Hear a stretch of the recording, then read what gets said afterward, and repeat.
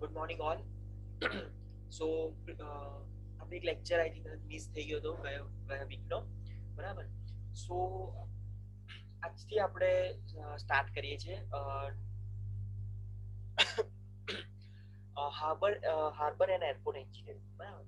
સો બહુ જ easy subject છે, બરાબર, અને ટોટલી થિયરી બેઝ સબ્જેક્ટ છે આખો આ, બરાબર. ખાલી સમ અંદર આવે છે, એરપોર્ટના એક જ ચેપ્ટરના સમ પૂછાય છે, બરાબર. અને એ બી બહુ જ સિમ્પલ છે, કારણ કે એના અમુક કન્સેપ્ટ તમે ધ્યાનમાં રાખી લો તો પછી તમને કોઈ તકલીફ પડે નહીં આગળ, બરાબર.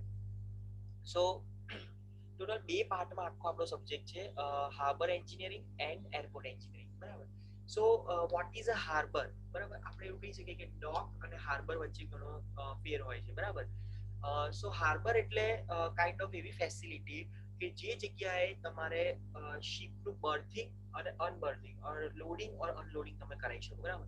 લાઈક કોઈ બી મોટી શિપ આવતી હોય તો એ જગ્યાએ તમે ત્યાં પાર્ક કરી શકો, પછી ત્યાંથી જે બી વસ્તુ હોય એને અનલોડ કરી શકો, અને કોઈ નવું કન્ટેનર હોય, કન્સાઇનમેન્ટ હોય, એ બધું તમે ત્યાં લોડ કરી શકો, બરાબર. તો હાર્બર એટલે કાઇન્ડ ઓફ એવી ફેસિલિટી કે જે જગ્યાએ તમે શિપનું બર્થિંગ, લોડિંગ, અનલોડિંગ અને બધું તમે કરી શકો, લાઈક રિફ્યુલિંગ કરી શકો, એ બધી જે અમુક એક્ટિવિટીઝ છે એ તમે ત્યાં પરફોર્મ કરી શકો.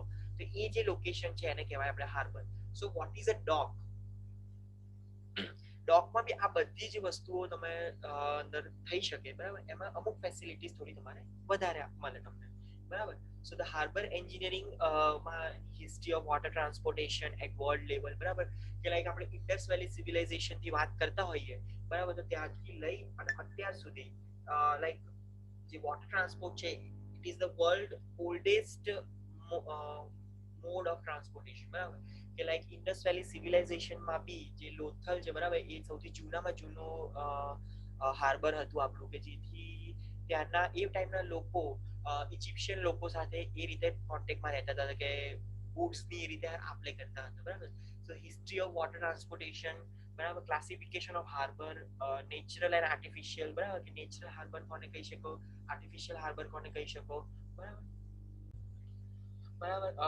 કે તમારો જે હાર્બર છે એ નેચરલ છે, આર્ટિફિશિયલ છે, બરાબર. મેજર પોર્ટ્સ ઇન ઇન્ડિયા, બરાબર, કે ઇન્ડિયામાં કયા કયા ટાઈપના પોર્ટ્સ અવેલેબલ છે, અને એડમિનિસ્ટ્રેટિવ સેટઅપ, બરાબર. એ થયું તમારું જનરલ. એના પછી હાર્બર પ્લાનિંગ, તો હાર્બરનું પ્લાનિંગ કેવી રીતે કરવામાં આવે, એમાં કયા કયા કમ્પોનન્ટ્સ અંદર ઇન્ક્લુડ થાય છે, બરાબર.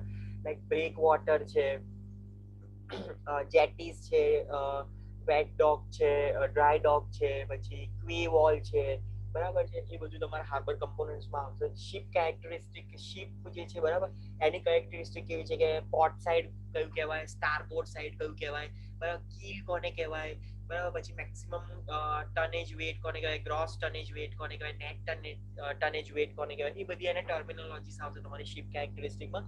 Characteristic of the good harbour and the principle of harbour planning, બરાબર. કે કોઈ બી હાર્બરનું તમારે પ્લાનિંગ કરવાનું હોય તો એના પ્રિન્સિપલ શું છે, એની કેરેક્ટરિસ્ટિક શું છે. એના પછી સાઇઝ ઓફ હાર્બર, બરાબર, કઈ કઈ સાઇઝનું છે. સાઇટ સિલેક્શન ક્રાઇટેરિયા, કે કોઈ બી હાર્બર તમે ડિઝાઇન કરતા હો તો એની સાઇટ સિલેક્શન તમારે કેવી રીતે કરવાની, બરાબર.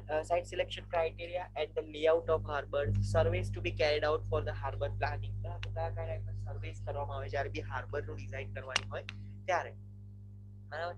એના પછી છે નેચરલ ફિનોમિના, બરાબર, કે કોઈ બી હાર્બર તમે ડિઝાઇન કરો તો એના આજુબાજુ, એના સરાઉન્ડિંગ અમુક નેચરલ ફિનોમિના તમારે અફેક્ટ થતા હોય, લાઈક વિન્ડ છે તો વિન્ડ વેલોસિટી કઈ રીતનું છે, એની માટે એક બ્યુફોર્ડ સ્કેલ આવે છે કે તમે એને ડિસ્ટિંગ્વિશ કરી શકો કે ભાઈ હરિકેન ક્યારે તમે કહી શકો કે કેટલી વિન્ડ વેલોસિટી હોય તો એને આપણે હરિકેન તરીકે ક્લાસિફાઈ કરી શકીએ, બરાબર. તો વિન્ડ કેરેક્ટરિસ્ટિક, વેવ કેરેક્ટરિસ્ટિક, બરાબર. વેવમાં બી અલગ અલગ ટાઈપની વેવ્સ આવે છે, ઓસિલેટરી વેવ્સ છે, બરાબર, સર્ફ છે, સુનામીઝ છે, એ બધી વેવ્સની ક્લાસિફિકેશન્સ છે.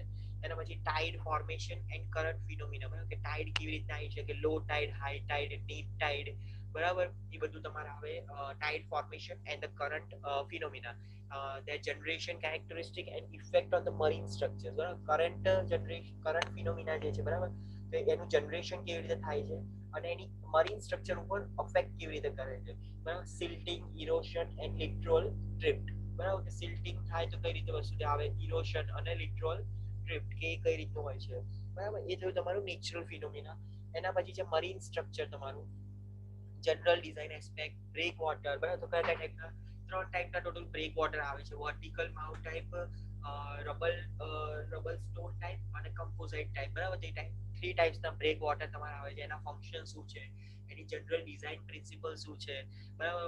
પછી wharves, quays, jetties, piers, pier heads, dolphin, fenders, mooring accessories and function, type, suitability, design and the construction features. તો આટલી વસ્તુ તમારે આવે મરીન સ્ટ્રક્ચર્સમાં, બરાબર.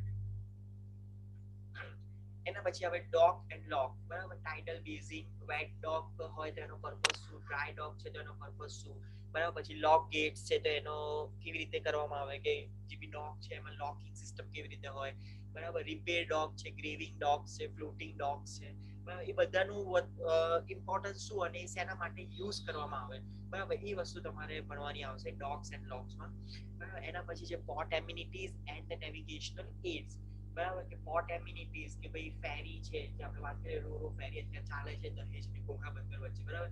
તો એ કઈ રીતે તમારે ડિઝાઇન કરવાની, કે એ શેના માટે યુઝ કરવામાં આવે છે.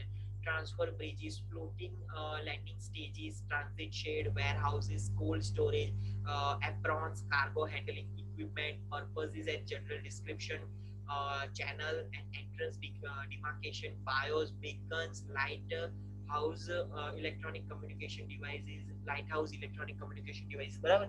લાઈક bios છે, beacons છે, એ શેના માટે યુઝ થવા, કે નાઇટ ટાઈમ, બરાબર, કે જ્યારે તમને વિઝિબિલિટી એટલી બધી સારી ના હોય, બરાબર.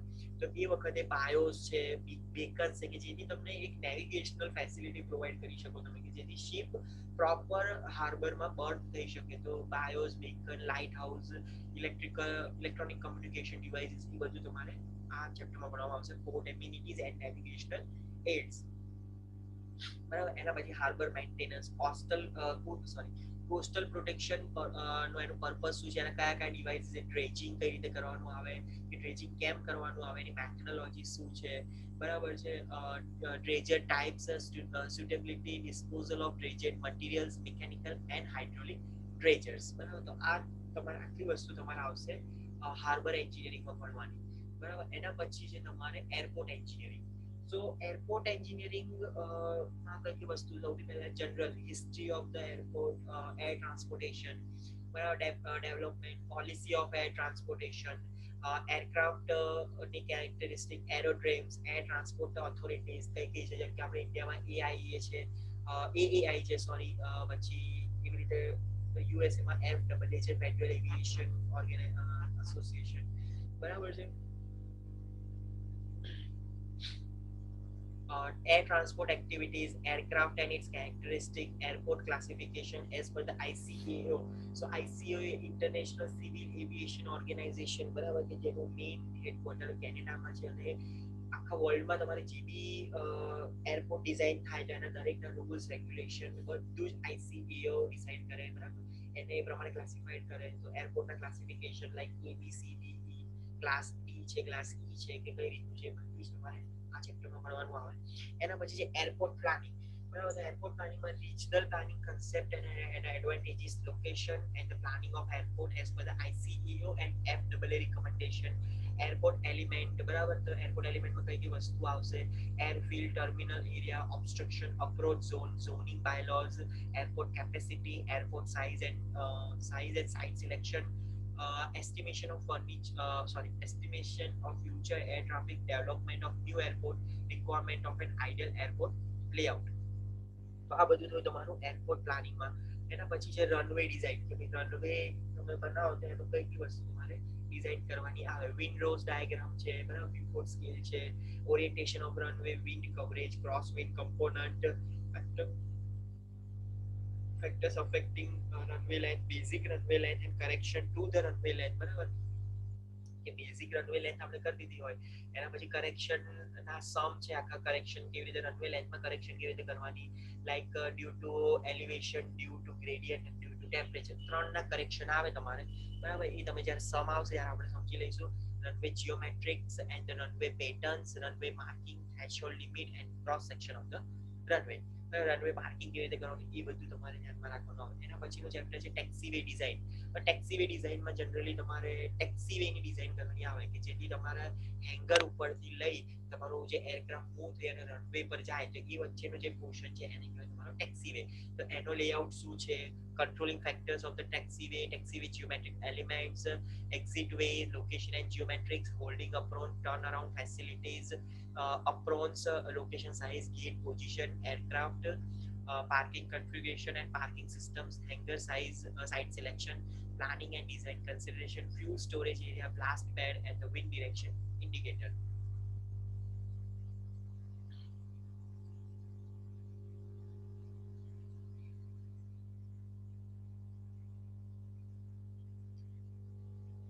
એના પછી છે terminal area design. Terminal area element and the requirements, terminal building function, space requirement, location, planning, concept, vehicular parking area, circulation network, passenger requirement and the terminal facility.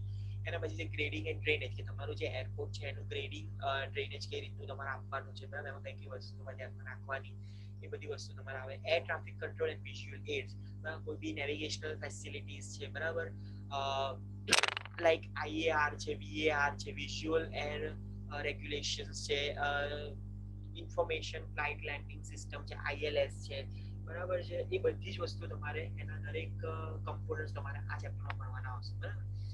So basically easy subject છે, એવું કોઈ છે નહીં, બરાબર. તો next લેક્ચરથી આપણે એરપોર્ટનું start કરીશું. First chapter general introduction of airport engineering, બરાબર. હવે આ જે સબ્જેક્ટ છે હું અને તીર્થ સર બે કમ્બાઇનમાં લઈએ છીએ, બરાબર. તો તીર્થ સર તમારું હાર્બર એન્જિનિયરિંગ ભણાવશે અને એરપોર્ટ એન્જિનિયરિંગનો અમુક પાર્ટ હું ભણાવીશ અને બાકીનો પાર્ટ તીર્થ સર ભણાવી લેશે, બરાબર છે. So see you in the next lecture.